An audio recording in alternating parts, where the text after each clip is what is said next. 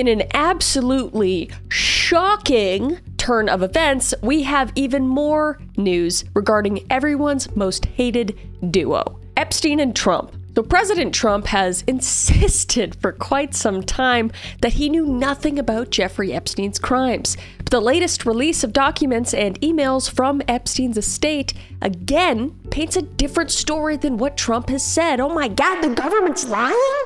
Again? I never saw this coming. But this, of course, raises the urgent question. What did Trump actually know, and why is it only coming out now?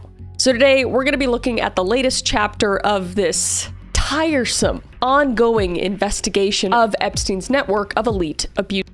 And there has been a lot that has gone on regarding Epstein over the past several years, as we know. And if you've watched several of my other videos, but for today's video, we're going to be focusing on the most recent events with a little recap. Because there's been a House oversight document dump, and we're going to talk about what the emails that we see suggest about Trump and other elites. So let's get into it.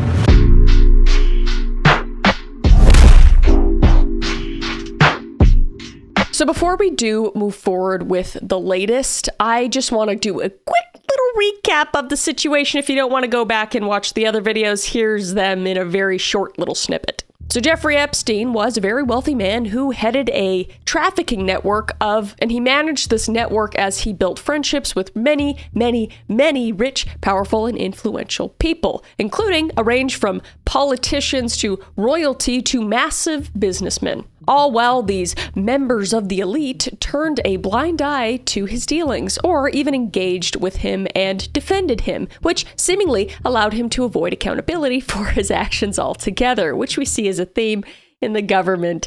So what's new, you know? But his crimes began to peek out from the shadows in 2008 when he was convicted of being a, for soliciting minors. Yet he still managed to maintain his relationships with his vast number of elite friends even after that conviction. And Trump and Epstein were part of the same Palm Beach high society circles for several years. And the two have been seen partying together multiple times, including photos and videos, and the birthday book, as we talked about that the last video. And Epstein even regularly attended Trump's private Mar-a-Lago club, and Trump offered some interesting praise in 2002 with, quote, "I've known Jeff for 15 years. Terrific guy. He's a lot of fun to be with. It is even said that he likes beautiful women as much as I do, and many of them are on the younger side," unquote. He's literally just, he's got a sign saying, "I did it," without saying I did it, you know what I mean? Seems like, anyway, allegedly. So this quote naturally could be seen as evidence of Trump being aware of Epstein's dealings. However, once information began to come out, Trump did his best to put distance between himself and Epstein, and in addition to downplaying their relationship in comments and interviews, Trump allegedly kicked Epstein out of his private club around 2007 for being too creepy with female staff. Okay. Sure, bud. And by the time Epstein's arrest in 2019, Trump claimed they had a falling out and he was not a fan. And as mentioned, Trump has repeatedly denied knowing anything of Epstein's illegal activities. This is all very relevant to what we're about to talk about, okay? So stay with me. But if you want to hear more information about all that stuff, you can go watch these videos over here. But I digress. Let's get into it. And in those videos, I also talk about Ghislaine Maxwell and all that BS, and she's in like a spa prison right now, and it's just ridiculous. So anyway, so on November 12th, 2025, the House Committee on Oversight and Government Reform released approximately 20,000 pages of docs from Epstein's estate. And the files include emails, financial documents, transcripts, etc., and are available online to be viewed by the public, like myself. And they are the result of a summer congressional subpoena to Epstein's estate. So the oversight dump came as a response to the release of 3 Epstein emails involving Trump by Democrats a few hours prior. So why now? Well, the release of the docs happened now because of growing pressure from both parties for transparency about Epstein, accountability. And there has been a frustration for quite some time in Congress and from the public that Epstein-related records are being hidden, delayed by authorities, or both, which I'm going to keep talking about it. I'm going to keep talking about it. You think I'm not? I am. And this frustration has led to the passing of the Epstein Files Transparency Act in the House and is currently headed to the Senate. And if it is passed in the Senate and President Trump signs it, the DOJ will release the Epstein files in their entirety to Congress and the public. It seems like a pipe dream to me, but, fingers crossed. But even at this point, if we get them, it's just like the amount that they'll have wiped off and just, edited and all this stuff. It's just, I almost won't even believe what we see, but I still hope that they get released nonetheless. And Trump has claimed he will sign it should it ever reach his desk. But the legitimacy of that statement will only be answered in time. And it's of note that the passing of the Transparency Act also comes from the reversal of Speaker Mike Johnson's position, because he had initially worked to delay and block the vote. But as more and more Republicans seemed to join the Democrats on the issue, Johnson ultimately allowed it to continue. To put it more simply, it feels as if the political winds have shifted and neither party wants to be viewed as protecting Epstein and his secrets. So they're only being honest to protect their reputations and their cushy little jobs. So let's talk about what exactly is in this batch that has just been released. Because there seems to be a wide range of Epstein's correspondence and records in this newly released batch. But there are a few things that immediately stand out, including, but not limited to, internal emails between Epstein and Ghislaine Maxwell, like one that mentions Trump is like, quote,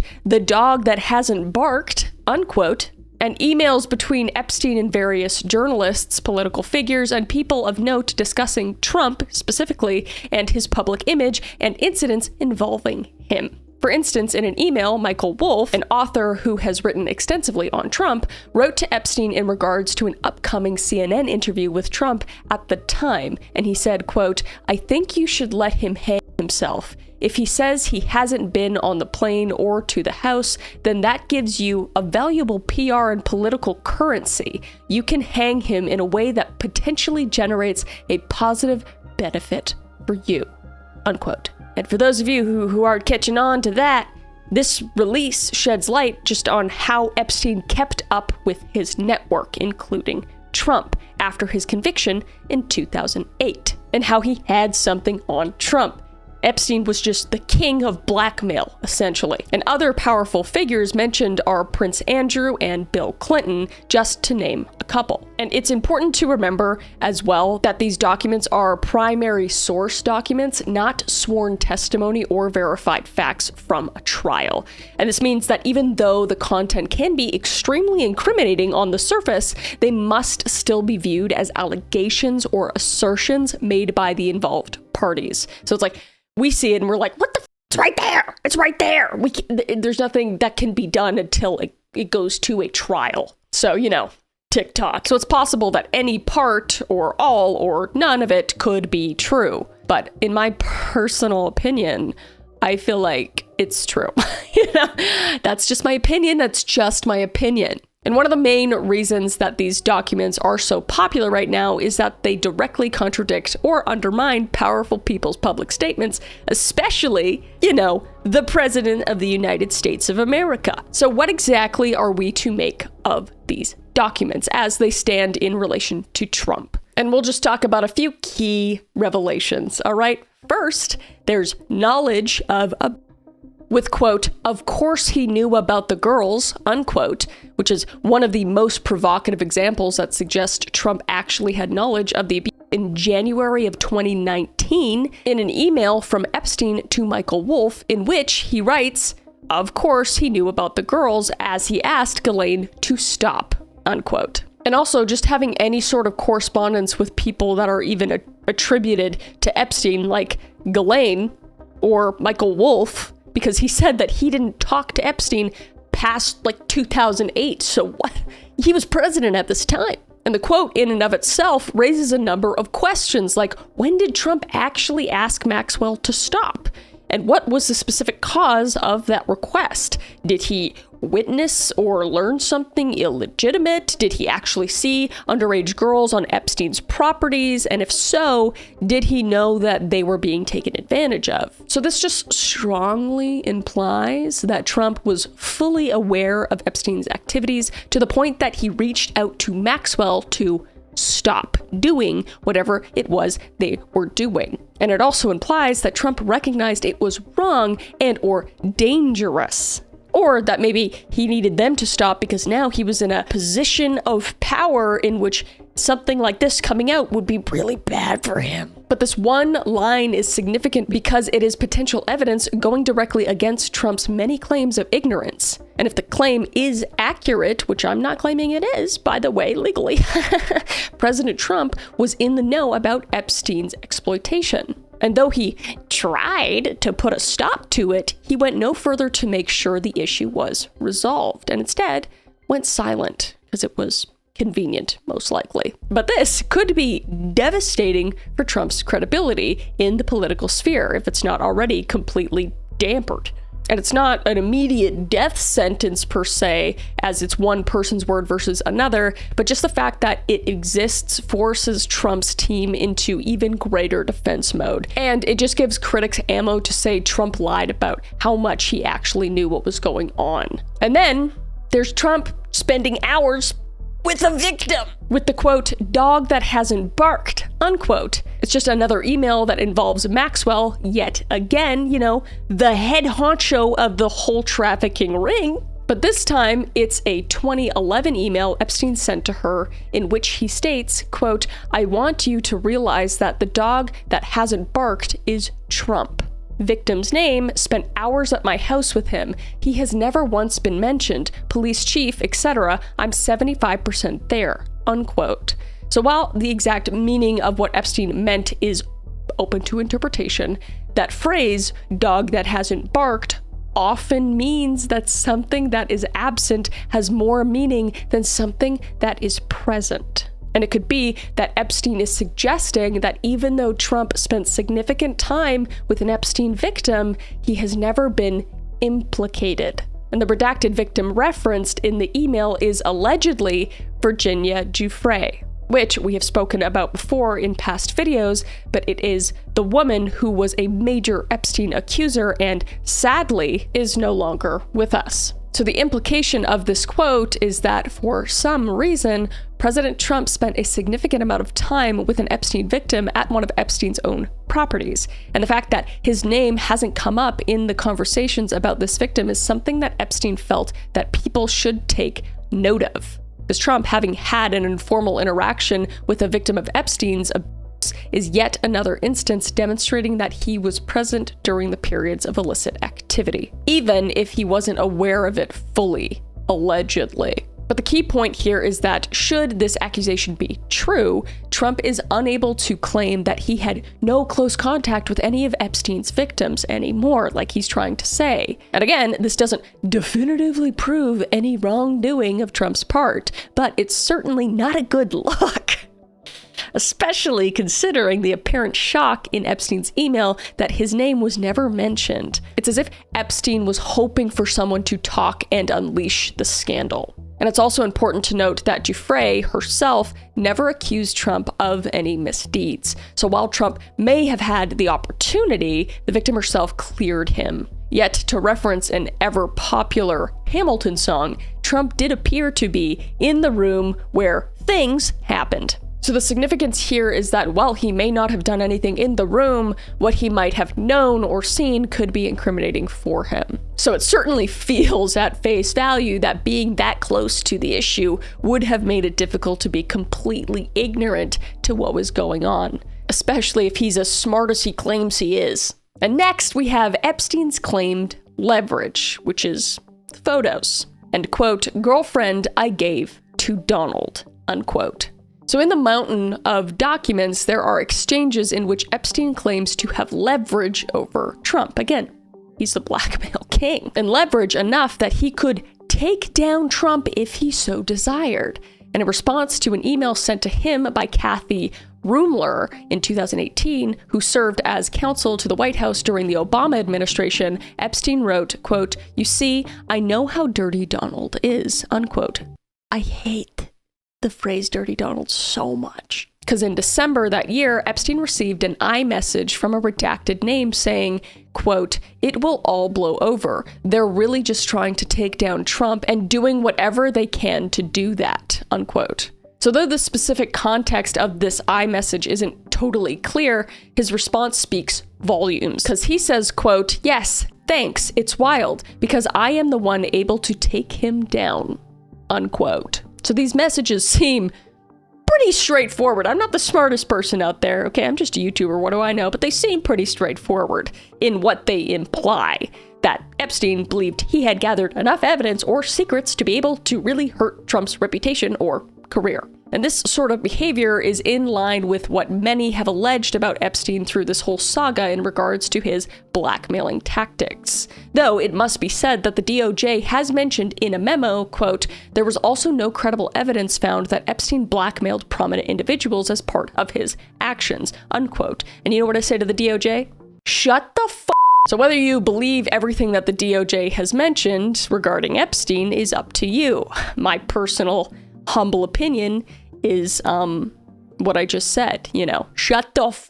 So in 2015, a New York Times reporter named Landon Thomas Jr. reached out to Epstein after an article he had written back in 2002 resurfaced and had led people to believe Thomas had juicy info on Epstein and Trump, and Epstein responded, quote, "Would you like photos of Donald and girls in bikinis in my kitchen?" unquote. And of course, Thomas replied with an ecstatic, "Yes!" exclamation point. So whether those photos were ever actually shared, it shows that Epstein apparently had photographic evidence from his social gatherings that have Trump, and most likely other elites, in potentially compromising situations involving younger women wearing not too much clothing. And the fact that he immediately went to that offer when asked makes it seem as if he kept and used these sorts of photos for influence or as currency. And Epstein also referenced Norwegian businesswoman Selena Middelfart in an article he sent as, quote, "My 20-year-old girlfriend in '93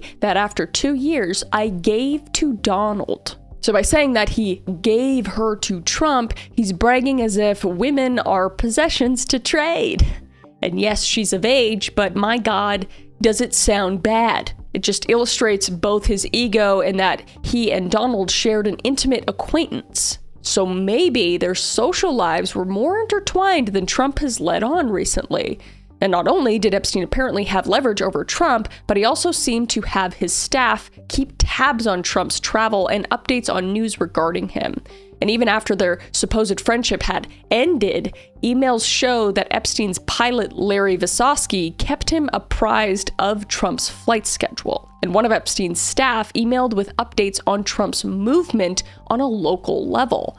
With, quote, "Trump in our neighborhood today. Looks like he is going to 740 Park for a fundraiser," unquote.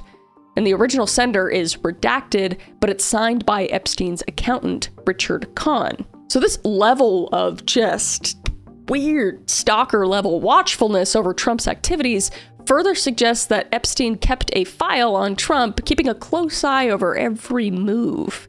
And it seems odd for a former friend to do something like this unless he felt that he had to know this information for his own safety or other darker reasons. And it's even more interesting when put in the context of Epstein bragging about taking down a future president. And next, we have Epstein's private assessment of Trump, saying he's, quote, "a maniac and borderline insane with no decent cell." So Epstein and Trump did not seem to have a positive public relationship near the end of his life. But Epstein's emails show that he held a rather low opinion of Trump in private. In one email from 2017 expressed, quote, "I have met some very bad people, none as bad as Trump, not one decent cell in his body," unquote. And that's coming from one of the most evil human beings in history. What the is going on? And he even went so far as to describe Trump as a quote-unquote maniac and theorized that he had quote-unquote early dementia. And in 2018, Epstein emailed former Treasury Secretary Larry Summers stating, quote, Trump borderline insane, unquote. And Summers responded back asking, quote, will Trump crack into insanity, unquote, to which Epstein replied that pressure could force him to, quote, do crazy things, unquote. So Epstein is obviously not a medical professional in any way, shape, or form, so his words are to be taken with a giant grain of salt here, but this allegedly comes from a man who had spent a significant amount of time with Trump, had significant dirt on him, and also regularly kept tabs on him. So if a monster like Epstein held the belief that Trump is worse than anyone he knows, what in the frackin' world did Epstein see or know about Trump to make him hold that belief and claim it to others? But of course, Trump is not the only member of the elite whose name can be found in the Epstein files. And of course, as we've seen in previous videos, Prince Andrew has had long-standing allegations. And new details regarding Prince Andrew have also been released, reinforcing allegations made by Virginia Giuffre. In particular, one email from Epstein in 2011 seems to verify the authenticity of the infamous photograph of Prince Andrew with Giuffre when she was only 17 years old and his arm around her waist. And Epstein said, quote, yes, she was on my plane, and yes, she had her photo taken with Andrew, as many of my employees have. Unquote. So this assertion contradicts Prince Andrew's past claims that the photo was doctored. Nice try, you creepy f***. And the documents also show that Prince Andrew did not actually cut ties with Epstein after Epstein's 2008 conviction, like he said he had, just like Trump. For example, there's an email from March of 2011 in which Prince Andrews writes, quote, I can't take any more of this, unquote, in regards to allegations towards him in the press. So him emailing Epstein and Maxwell about damage control just suggests that perhaps they were still advising and or consoling Prince Andrew as the scandal unfolded, and because they were involved. So these things together ultimately strengthen Giuffre's narrative of being tricked to and abused by Prince Andrew.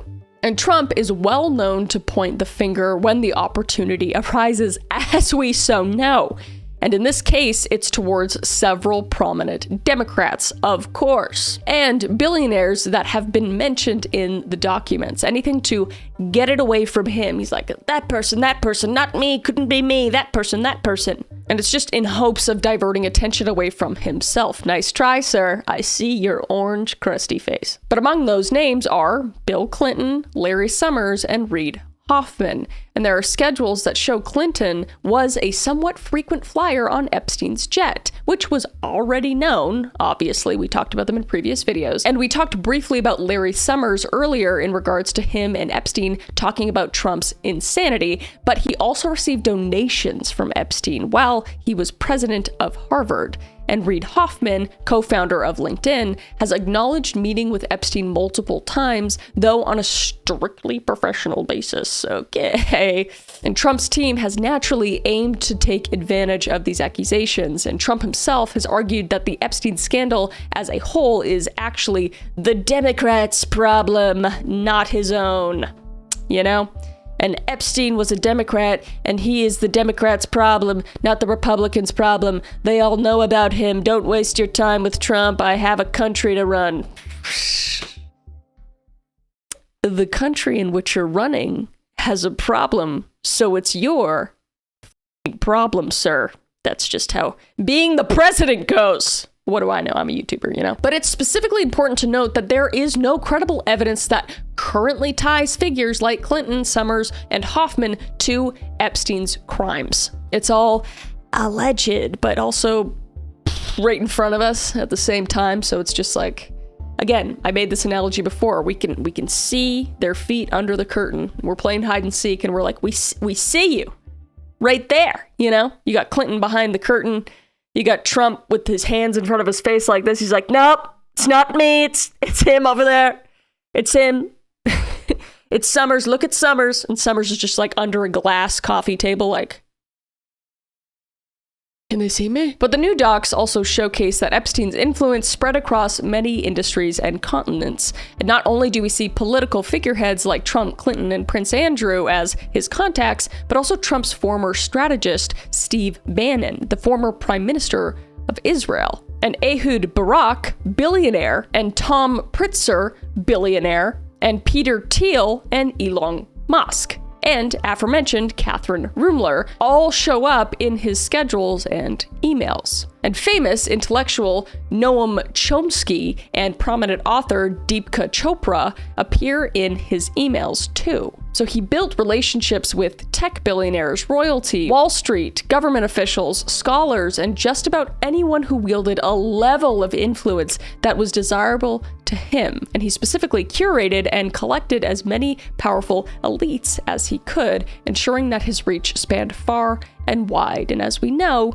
also to blackmail some of them, at least some of them, to have ultimate power. So the ultimate takeaway from all of this is really that the Epstein scandal is about more than just Trump. And the newly released documents demonstrate that this is a problem stretching among the elite as a whole. And the fact that so many individuals of influence and power continued to associate with and effectively legitimize Epstein after his conviction in 2008 suggests that there was an entire elite ecosystem that either chose to simply look the other way or just didn't care enough to cast him out, or was involved completely. And they're complicit. It's one or the other, But this ecosystem includes people from both sides of the political spectrum and covers a number of professions. They made deals and trades with Epstein, which only served to increase and protect his status as a powerful broker. And even if there were some among them that had their suspicions, no one stepped up and told the truth. So while Trump is a major focus because of the office he holds and the seeming hypocrisy of his claims and denials, the big picture here is a culture of protection and complicity among the elite. And Epstein's story is just a lens briefly magnifying how the powerful can hide even the most heinous of crimes. And if Epstein's crimes were kept hidden for so long, what else is lurking beneath the shadows? Because we haven't even scratched the surface. And in the wake of all these recent revelations, Trump has done everything in his power to deny and reframe the entire story as a simple smear campaign. And he's painted the new documents as the, quote, Jeffrey Epstein hoax, unquote, which is just so disrespectful and disgusting. And he often uses this phrase in his social media posts, and he claims that Democrats are just trying to distract from their own failures by bringing up the hoax again. And among those failures, he includes the recent government shutdown as an example. And Trump is choosing to play the victim card instead of facing the content of the emails directly. And he just continues to assert that he distanced himself from Epstein long before 2008 conviction and knew nothing of his wrongdoings, when we literally have proof that he had connections with Epstein while he was president. And the official White House response to all of this has been to make the Epstein emails appear unimportant as a whole. And Press Secretary Caroline Leavitt has issued statements. These emails prove absolutely nothing other than the fact that President Trump did nothing wrong. And what President Trump has always said is that he was from Palm Beach, and so was Jeffrey Epstein. Jeffrey Epstein was a member at Mar-a-Lago until President Trump kicked him out because Jeffrey Epstein was a and he was a creep. And this email you refer to with the name of a victim that was unredacted now and has since been reported on in this room, so I will go ahead and say it, Virginia Giuffre. And it was CBS's own reporting, Ouija, that recently wrote that Miss Giuffre maintained, and God rest her soul, that she maintained that there was nothing inappropriate she ever witnessed, that President Trump was always extremely professional and friendly to her. And so I think it's a question worth asking the Democrat Party, and you should all go ask them after this briefing, of why they chose to redact that name of a victim who has already publicly made statements about her relationship with Jeffrey Epstein and is unfortunately no longer with us. How do you sleep at night? However, though they have dismissed the emails overall, the White House has yet to refute the most incriminating claims line by line. And when asked about quotes from the Epstein emails, including the "he knew about the girls" and how he spent hours with the victim, Leavitt focused on context rather than providing evidence to the contrary or specific denial on those claims. And she's kind of like just danced around it, you know? And she made sure to emphasize that Giuffre herself never made any accusations against Trump, even if they did spend time together. And all of this just suggests that they are doing their best to dodge anything that is an outright lie, but without having to really disclose the truth. Just classic political bullshit. Just sticking to big picture denials and the already tried and true safe defense of Giuffre's own testimony. Because you can't ask questions to a victim who is no longer here, and they're just using that to their advantage. So with the allegations against him, Trump isn't sitting back and only playing defense. He's actually been known to go on the offensive, and this is just another fine example of it. Because as mentioned earlier, Trump has requested investigations by the DOJ into the links between Epstein and Bill Clinton, Larry Summers, Reid Hoffman, and JP Morgan. And in doing so, he has weaponized the DOJ against his perceived enemies, using his power as president to move the spotlight onto the Democrats under the guise of the Epstein investigation. A not too uncommon pattern for him, as he's leveraged the DOJ to go after former FBI Director James Comey and New York State Attorney General Letitia James. But again, no credible evidence has emerged implicating the accused with Epstein's crimes. And critics note that these pointed investigations could be viewed as vindictive prosecution, which both Comey and James argued in their cases. And judges are able to completely throw cases out that are brought in for political retaliation. And Trump has been criticized by legal efforts, calling his requests, quote unquote, outrageously inappropriate, saying that's, quote, not how it's supposed to work, unquote. So overall, Trump's counter-offense boils down to distraction and intimidation, which we just keep seeing every single day. It's just like, look over here. That's crazy, isn't it? That's crazy. This other thing over here. No, don't look at the Epstein. Don't look at the Epstein. Look over here. Look at the, oh, wow. Look, stuff blew up and stuff's happening over there and drugs and stuff, you know? No, don't look at that. Okay, don't look at it. Don't look at him. Look at me. Look at me. Actually, don't look at me. Look over there. And there have been mixed reactions to the Epstein emails within the Republican Party, exposing a divide between those who advocate for transparency and those who are Trump loyalists. Though, recently, several conservative and/or Trump supporters have decided to join in the effort to have the Epstein files released. For instance, Representative Marjorie Taylor Greene, usually Trump-aligned, pushed for disclosure in a speech saying, "Can you imagine how terrifying it would be to name names like that? These are some of the richest, most powerful people in the world that could sue these women into poverty and homelessness." Yeah, it's a scary thing to name names, but I will tell you, I'm not afraid to name names. And so if they want to give me a list, I will walk in that Capitol on the House floor and I'll say every damn name that abused these women. I can do that for them, and I'd be proud to do it. But on the other hand, some of Trump's closest allies have stayed quiet, though it appears that their quiet is overcome by the spirit of collaboration. And even the swap of many House Republicans to pass the Epstein Files Transparency Act is a powerful example of this cross-party collaboration that's occurring to have the truth exposed, including the pivotal moment of Speaker Mike Johnson reversing his position to allow the vote to take place. So after years of downplaying his connection to Epstein and denying any knowledge of his offenses, Trump is now faced with numerous documents and reports suggesting otherwise. With Epstein writing, of course he knew about the girls, and the spent hours with a victim email, it becomes extremely difficult to deny that Trump had to have had some sort of idea of what was occurring in Epstein's world, assuming the emails are true, of course. And even if you take Giuffre's own testimony that Trump never technically abused her, how likely is it that he would have absolutely no clue or awareness of Epstein's crimes, given how close he was with him? It just seems implausible, you know? And his defense just seems to hinge solely on willful ignorance, asserting that he truly knew nothing. But even this ignorance is concerning considering the amount of time they spent together in the early years. And Trump's "many of them on the young side" quote doesn't really help him. And the more information that comes out, the worse his ignorance seems. So if he did know and said nothing, then that's just even worse. But either way, these aren't good looks for him. He's looking really bad, worse than usual. And the extensive list of influential and powerful names in the Epstein files shows us that his crimes and the difficulty of them coming to light are evidence of a system of elite protection by elites and for elites.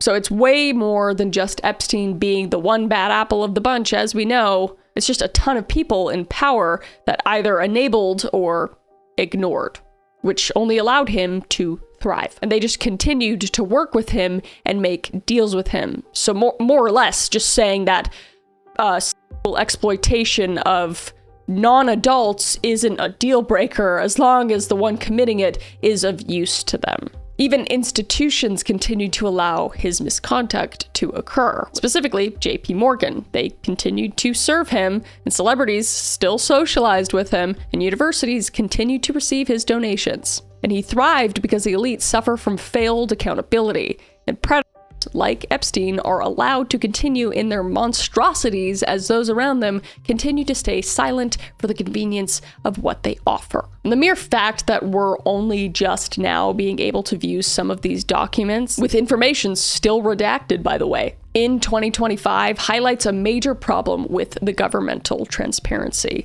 Because Epstein died in 2019, yet here we are, and the full files have yet to be released. And we've made progress on it, sure, hardly though. But who's to say that there won't be yet another roadblock preventing it, or stuff being changed in it? But this fight to get where we are and the lack of transparency has greatly diminished public trust. So what else are those in power hiding?